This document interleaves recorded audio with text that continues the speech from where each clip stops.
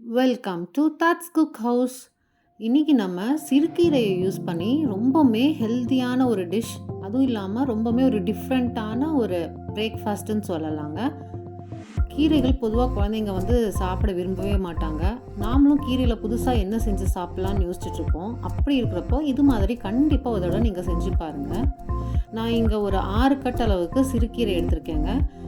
இதில் இலைகள் தனியாகவும் கொஞ்சம் மேலே இருக்கக்கூடிய அந்த சாஃப்டான காம்பு இருக்கு இல்லைங்களா, அந்த தண்டு பகுதி, அதையும் சேர்த்து நான் இந்த மாதிரி க்ளீன் பண்ணி எடுத்து வச்சுருக்கேன். கொஞ்சம் ஹார்டான தண்டு பகுதியை நம்ம யூஸ் பண்ண வேண்டாம், நல்லா இலசாக இருக்கிறத நம்ம சேர்த்திக்கலாம். இது எல்லாமே நல்லா தண்ணியில் 2-3 தண்ணியில் வாஷ் பண்ணி ஒரு 4வது தண்ணியில் ஒரு 15 நிமிஷம் நம்ம டச் பண்ணாமல் அப்படியே ஊற விட்டுடலாங்க. கீரையில் நிறையாவே மண் இருக்கும் இல்லையா, அது எல்லாமே கீழே நல்லா செட்டில் ஆயிரும். அதுக்கப்புறமா மேலேருந்து இந்த மாதிரி கீரை இலைகளை மட்டும் எடுத்து நம்ம ஒரு வடிகட்டியில் வடிச்சுக்கலாம். நம்ம அப்படியே கவுத்தக்கூடாது. பாருங்கள் கீழே எந்த அளவுக்கு மண் இருக்குதுன்னு சொல்லிட்டு. இந்த கண்ணுக்கு தெரியாத இந்த மண் துகள்கள் நம்ம சாப்பிடும்போது நரன்னு இருக்கும். ஸோ இந்த மாதிரி கீரையை கழுவி நம்ம வடித்து எடுத்து வச்சுக்கலாம். இங்கே நான் 750 கிராம் 3/4 கிலோ அளவுக்கு புழுங்கல் அரிசி எடுத்திருக்கேன். நம்ம நார்மலான இட்லி அரிசி, சாப்பாட்டு அரிசி எது வேணும்னாலும் நம்ம எடுத்துக்கலாம். நான் இன்றைக்கி எடுத்துருக்கிறது ரேஷன் புழுங்கல் அரிசி தாங்க. ரேஷன் புழுங்கல் அரிசியில் ரொம்ப சாஃப்டாக வருங்க இந்த கொழுக்கட்டை. ஒரு 8 மணி நேரம் அளவுக்கு இதை நம்ம ஊற வச்சுக்கலாம். அரிசியை நான் நல்லா க்ளீன் பண்ணியிருக்கேன் பாருங்கள். கருப்பான அரிசி இல்லாமல் நல்லா வெள்ளையான அரிசியை எடுத்திருக்கேன்.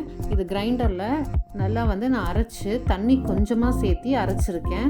தேவையான அளவு உப்பும் சேர்த்தி நம்ம அரைச்சிக்கணும். நல்லா டைட்டாக அரைச்சிக்கணும். இதை 2-3 நாளுக்கு முன்னால் அரைச்சி ஃப்ரிட்ஜில் வச்சா கூட அதில் இருக்கக்கூடிய தண்ணி உறிஞ்சி நல்லா கெட்டியாயிரும் இந்த மாவு.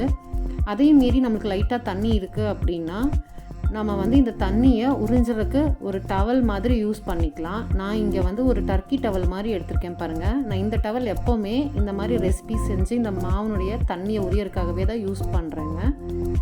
இதில் நம்ம இந்த மாவை வச்சு இதை நல்லா ரோல் பண்ணி ஒரு 15 நிமிஷம் அந்த மாதிரி வச்சிட்டோன்னா இதில் இருக்கக்கூடிய தண்ணி எல்லாமே உறிஞ்சி இது நல்லா கொஞ்சம் கெட்டியாயிரும்.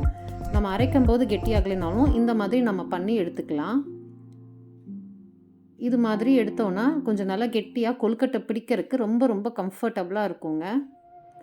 பாருங்கள் எந்த அளவுக்கு தண்ணி உறிஞ்சிருச்சுன்னு சொல்லிட்டு. அதுக்காக ரொம்ப வரன்னு இருக்கிற மாதிரி நம்ம தண்ணி உரிய விட்டுறக்கூடாது. அப்புறம் சாப்பிடும்போது கொழுக்கட்டை வரன்னு இருக்கும், சாஃப்டாக இருக்காது.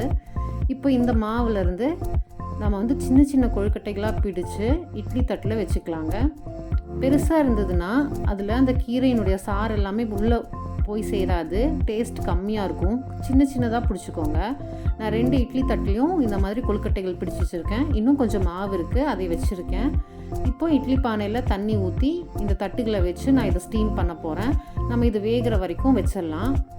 இப்போ இன்னொரு அடுப்பில் நம்ம இந்த கீரைக்கான கலவையை ரெடி பண்ணிக்கலாம். நான் வடித்து வச்சு இந்த கீரையை சும்மா ரஃப்பாக சாப் பண்ணி வச்சுருக்கேன். ஏன்னா அதில் கொஞ்சம் தண்டுகள் எல்லாம் இருந்தது இல்லைங்களா, அதனால ரஃப்பாக சாப் பண்ணி வச்சுருக்கேன். சும்மா கையில் பிடிச்சி சாப் பண்ணிட்டேன். இதுக்காக ஒரு 3 பெரிய வெங்காயத்தை இந்த மாதிரி சாப் பண்ணி எடுத்துக்கலாம். ஒரு 8 பச்சை மிளகாயை நடுவில் கீரி எடுத்து வச்சுருக்கேங்க. உங்களுக்கு விருப்பம் இல்லைன்னா நீங்கள் ஸ்கிப் பண்ணிக்கோங்க. இங்கே ஒரு பெரிய கடாயை எடுத்திருக்கேன். இதை அடுப்பில் வச்சு ஆன் பண்ணிக்கலாம். ஒரு 1/4 கப் அளவுக்கு எண்ணெய் சேர்த்திருக்கேன். தேங்காய் எண்ணெய் சேர்த்துனிங்கன்னா நல்லா ஃப்ளேவராக இருக்கும். இதில் வெங்காயமும் பச்சை மிளகாயும் சேர்த்திக்கலாம். கொஞ்சம் இதை நம்ம வதக்கி விட்டுறலாங்க. வெங்காயம் கொஞ்சம் எச்சா சேர்த்தணுன்னாலும் நம்ம சேர்த்திக்கலாம். இப்போது நல்லா ஒரு வாசனைக்காக நம்ம இஞ்சி பூண்டு பேஸ்ட் இதில் நம்ம சேர்த்திக்கலாம். 1 டீஸ்பூன் அளவுக்கு மட்டும் நம்ம சேர்த்துனா போதும். அதிகமாக சேர்த்தோம்னா ரொம்ப ஒரு மசாலா ஃப்ளேவர் வந்துடும். இதை நம்ம வதக்கி விட்டுறலாங்க. இப்போ பாருங்கள் நல்லா வதங்கி வந்துருச்சு. இதில் நம்ம எடுத்து வச்சுருக்க கீரை எல்லாமே சேர்த்திக்கலாம். எதுக்காக நான் பெரிய பாத்திரமாக எடுத்திருக்கேன்னு பார்த்தீங்கன்னா, கீரை சேர்த்தும் போது நிறையா இருக்கும். அது கிளறதுக்கு நம்மளுக்கு கம்ஃபர்டபுளாக இருக்கணும். ஒரு 2 நிமிஷம் கிளறி விட்டோனாலே அது அப்படியே குறைஞ்சிரும். பாருங்கள் எந்த அளவுக்கு குறைஞ்சி வந்துருச்சுன்னு சொல்லிட்டு.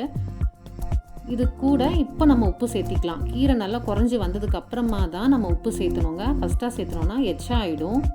ஒரு 1/2 டீஸ்பூன் அளவுக்கு கரம் மசாலா சேர்த்திருக்கேன். நல்லா ஃப்ளேவராக இருக்கும் கொழுக்கட்டை சாப்பிட்றதுக்கு. இதை நம்ம கலந்து விட்டுறலாம். பொதுவாக கீரை நம்ம அரைவேக்காடில் சாப்பிட்றது ரொம்ப ஹெல்த்தியானது. இப்போது இதில் விட்டுருக்கு பாருங்கள் தண்ணி. இந்த தண்ணியிலேயே இது ஃபுல்லாக குக் ஆயிருங்க. நம்ம தண்ணியை சேர்த்தவே வேண்டாம். கொஞ்சம் நல்லா நம்ம இதை பரப்பி விட்டு அடுப்பு நல்லா ஸ்லோ பண்ணி விட்டுறலாம். அந்த ஃப்ளேமை ஸ்லோ பண்ணி விட்டு இது அப்படியே நம்மளுக்கு குக் ஆகிட்டே இருக்கட்டும். அப்படி க்ரீனிஷ் கலரில் இருக்குது பார்த்தீங்களா நல்லா. இப்போது நம்ம இட்லி பானையில் வச்ச கொழுக்கட்டை வெந்துருச்சான்னு செக் பண்ணிடலாம். நல்லா வெந்த உடனே கலர் இந்த மாதிரி மாறி வருங்க. இது எல்லாமே அப்படியே எடுத்து நம்ம இந்த கீரையோடு சேர்த்திக்கலாம். நம்ம ஒரு 2 இட்லி தட்டில் நம்ம கொழுக்கட்டை பிடிச்சி வச்சோம் இல்லைங்களா, அது ரெண்டுமே அட் அ டைமில் நம்மளுக்கு வெந்து வந்துடுச்சு. இதில் சேர்த்திட்டு இப்போ மறுபடியும் மீதமுள்ள மாவில் நான் இதே மாதிரி கொழுக்கட்டைகளை பிடிச்சி மறுபடியும் வேக வச்சிட போகிறேன்.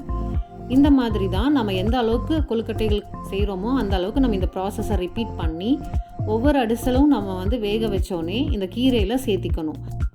அடுத்ததாக வேக வச்சுருக்கிற இந்த கொழுக்கட்டைகள் ரெடி ஆகிற வரைக்கும் இந்த கீரையை நல்லா இந்த கடாயில் இருக்கக்கூடிய கொழுக்கட்டையில் மிக்ஸ் பண்ணி விட்டு அந்த தண்ணி இது எல்லாமே சேர்ந்து ஒரு தம்முக்கு விடுற மாதிரி நம்ம இந்த ப்ராசஸ் செய்ய போகிறோம். இப்போ இதை நம்ம மூடி போட்டு ஃப்ளேமை ஸ்லோலேயே வச்சிடலாங்க. தீயை கம்மியிலே வைங்க, அதிகம் பண்ண வேண்டாம். இது தம் ஆகிற மாதிரி நல்லா அந்த கீரை தண்ணியில் இந்த கொழுக்கட்டைகள் குக் ஆகிட்டு இருக்கட்டும்.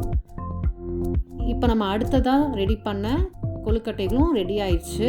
அதையும் எடுத்து நம்ம மறுபடியும் இதில் இதே மாதிரி நம்ம சேர்த்திக்கலாம்.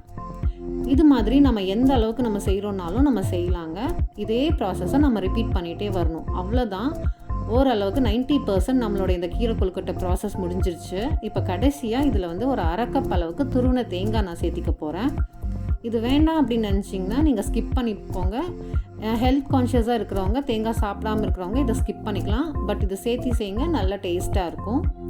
இதை நம்ம மறுபடியும் லேசாக கலந்து விட்டு ஒரு 5 நிமிஷம் அதில் இருக்கக்கூடிய அந்த தண்ணி எல்லாமே இந்த கொழுக்கட்டைகள் உறிஞ்சிற மாதிரி நம்ம குக் பண்ணிக்கலாம். சிம்லையே வச்சு நம்ம குக் பண்ணிக்கலாம். இப்போ எல்லா மாவுமே நம்ம கொழுக்கட்டை பிடிச்சாச்சு. ஃபுல்லாக நம்மளுக்கு இது ரெடி ஆயிடுச்சு. அவ்வளோதான். இதை கிளறி விட்டோன்னா நம்மளோட சூப்பரான கீரை கொழுக்கட்டை ரெடி. சிறுகீரைக்கு பதிலாக நம்ம அரைக்கீரை கூட சேர்த்து செய்யலாங்க. நம்ம அடுப்பை ஆஃப் பண்ணிட வேண்டியதா. தண்ணி அதிகமாக இருந்ததுன்னா கொஞ்சம் வற்ற வச்சு அடுப்பை ஆஃப் பண்ணிடுங்க. கீழே அடிப்பிடிக்காமல் பார்த்துக்கோங்க. ரொம்ப ரொம்ப ஹெல்த்தியான கீரை கொழுக்கட்டை சூப்பராக சுட சுட ரெடி ஆயிடுச்சு. டேஸ்ட் எப்படி இருக்குன்னு கேட்கலாம். மஸ்து மஸா. ரொம்பவே சூப்பராக இருக்குங்களாம்மா. கண்டிப்பாக இதை நீங்கள் ஒரு தடவை வீட்டில் ட்ரை பண்ணி பாருங்கள். எல்லாருக்கும் ரொம்ப ரொம்ப பிடிக்கும். காலை நேர டிஃபனாக செஞ்சு சாப்பிடுங்க. ரொம்ப ஆரோக்கியம் கூட. இந்த சேனல் பிடிச்சிருந்தா மறக்காமல் சப்ஸ்கிரைப் பண்ணிக்கோங்க.